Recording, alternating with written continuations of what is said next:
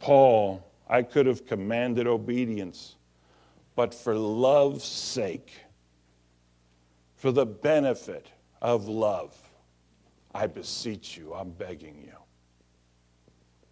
And that's really what it comes down to. There's two great things here that I see. One, Paul, as the leader, as the apostle, is leading, and he wants Philemon to do this of a free will heart, not of compulsion, but because of love. And he wants Philemon to receive the benefit of doing it in love. Of course, Paul could have just said, listen, I want them, you take them back, you owe me your own life. Do what's right. We could do that. Do what's right. You know, we can do that in our service with one another. We can do that in everything.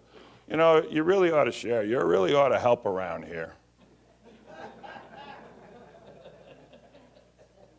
I mean, what, you know, I'm the only one? I mean, I can ask people to serve for compulsion's sake, or I can appeal to them, which is what I try to do. I'd rather do it all than do that.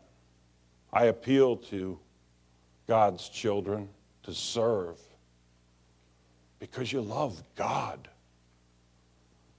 Because when you serve in love, and when you obey in love, and when you do the things of God in love, He is the one who rewards you.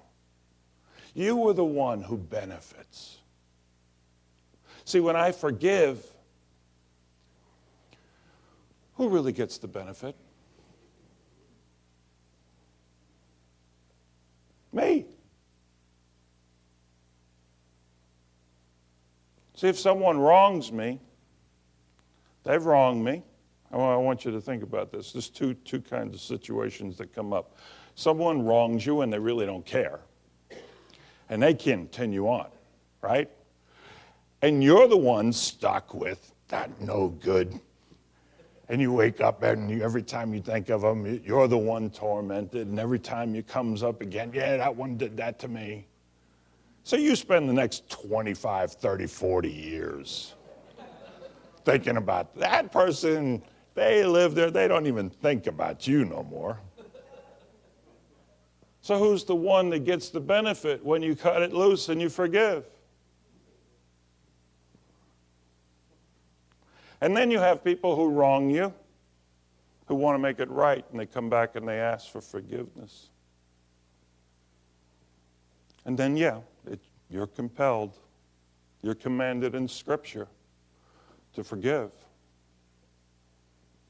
And if you really do it in love, if you really do it for love's sake and because of love's obedience, then every time you see them again, you don't think about that any longer, do you? Or you can do it kind of half-heartedly. And when you see them next time, yeah, I forgave them, but they still did that to me. And you're still the one stuck. You see, I mean, life's filled with this. You and I have all experienced this.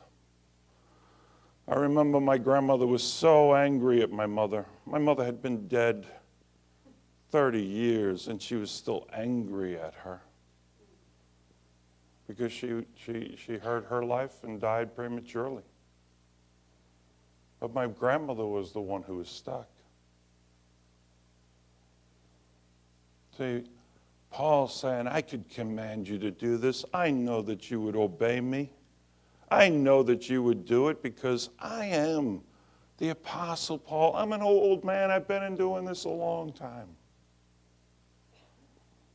You know, I got the seniority here.